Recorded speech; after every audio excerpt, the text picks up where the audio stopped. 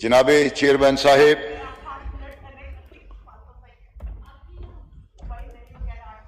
ये order in the house करवा लें प्लीज। बड़ा sensitive order in the house please. Sensitive जो है। ऑनरेबल मेंबर बात कर रहे हैं। गुजारिश ये है कि 5 मई को जो करारदाद पेश की गई, यूनानिमसली हम सब ने उसे इंडोर्स किया। क्यों? कि हम सब पाकिस्तानी हैं।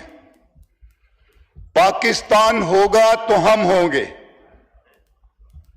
पाकिस्तान होगा तो सियासत भी होगी, पाकिस्तान होगा तो हमारी पहचान भी होगी। लेकिन यहां मैं इंतहाई अफसोस के साथ यह बात करने लगा हूं कि आज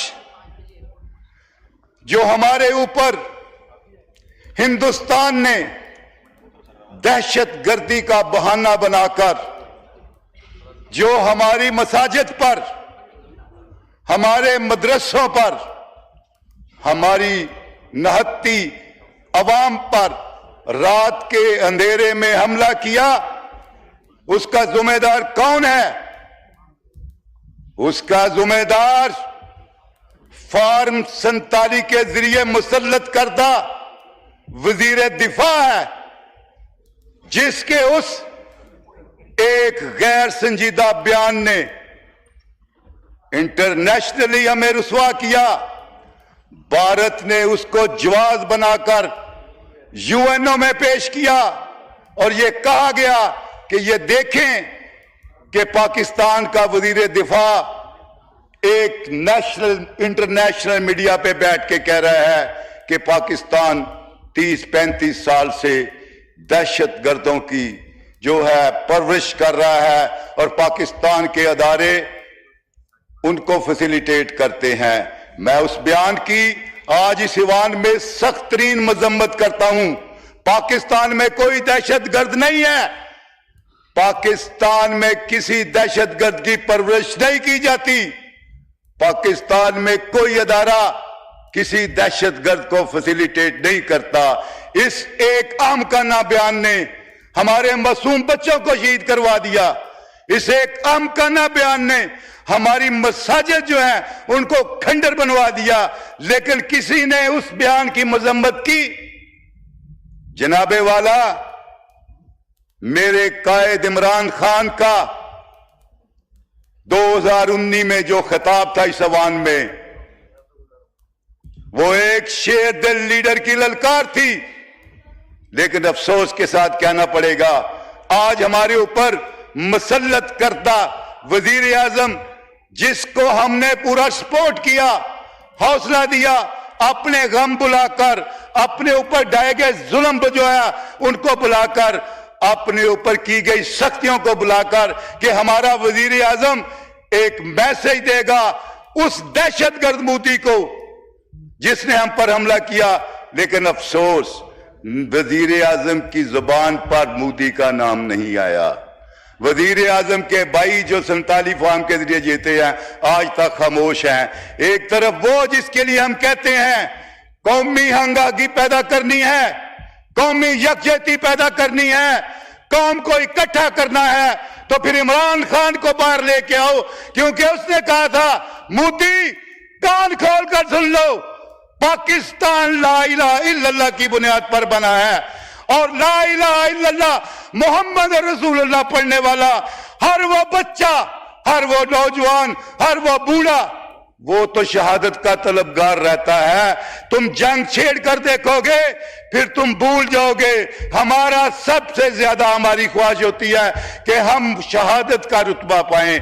आज भी हम कहते हैं इमरान खान को बाहर लेकर आओ, इमरान खान के हवाले क़यादत दो, फिर देखना कि बॉर्डर पर हिंदुस्तान की गोलियां कम होंगी, हमारा जज्बा शहादत जो है बॉर्डर पे हर जगह मौजूद होगा।